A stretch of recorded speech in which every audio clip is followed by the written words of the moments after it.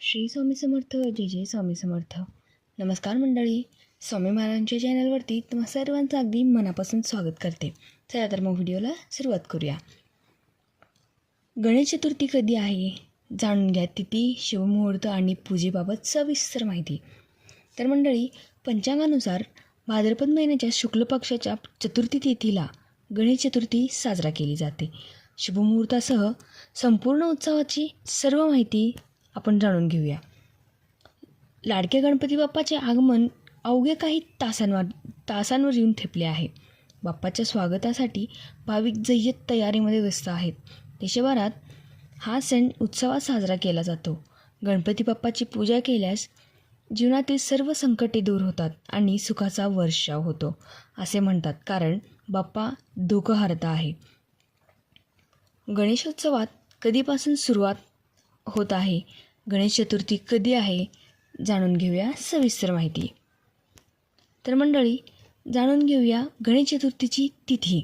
पंचांगानुसार भाद्रपद पहिल्याच्या शुक्ल पक्षाच्या चतुर्थी तिथीला गणेश चतुर्थी साजरा केली जाते. यंदा चतुर्थी तिथी 6 सप्टेंबर म्हणजे शुक्रवारी दुपारी 12:08 सुरू होईल.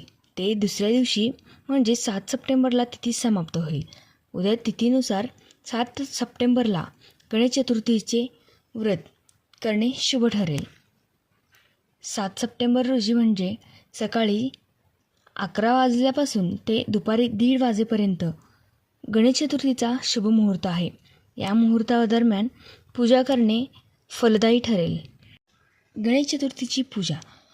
मान्यतेनुसार गणपती बाप्पाला विघ्नहर्ता म्हणतात. हिंदू धर्मानुसार कोणत्याही महत्त्वपूर्ण कार्याचा शुभारंभ करताना सर्वप्रथम गणपती बाप्पाची पूजा करणे शुभ मानले जाते, कारण बाप्पाला अग्रपूजेचा मान मिळाला आहे. म्हणजेच गणेश चतुर्थीच्या दिवशी गणेश मूर्तीची प्राणप्रतिष्ठा केली जाते आणि बाप्पाची विधिवत पूजा केली जाते. गणेश चतुर्थीच्या पूजनामध्ये मातीची गणेश मूर्ती, चौरंग, केळीची खांब, लाल किंवा पिवळ्या रंगाचे वस्त्र, नवीन वस्त्र, धूप, अगरबत्ती, कापूर, मोदक, केळी, हळदी कुंकू, कलश, फळं, फुले, अक्षता, आंब्याच्या डहाळ्या, पंचामृत, सुपारी इत्यादी गोष्टींच्या पूजेच्या सामग्रीमध्ये समावेश केला जातो. गणेश चतुर्थीला भाविक वाजत गाजत बाप्पाचे जल्लोषात स्वागत करतात. बाप्पाची मनोभावे पूजा केली जाते. आरती, गणेश चालिसाचे पठण केले जाते. गणेश व्रताची कथा वाचली जाते आणि पूजा करून बाप्पाला नैवेद्य अर्पण केला जातो. लाडक्या बाप्पा घरोघरी विराजमान होणार आहेत. अख्खं महाराष्ट्र गणेशमय झालेला आहे. बाप्पाच्या स्वागतासाठी भाविक जय्यत तयारीमध्ये व्यस्त आहेत. विघ्नहर्त्या 10 दिवस आपल्याकडे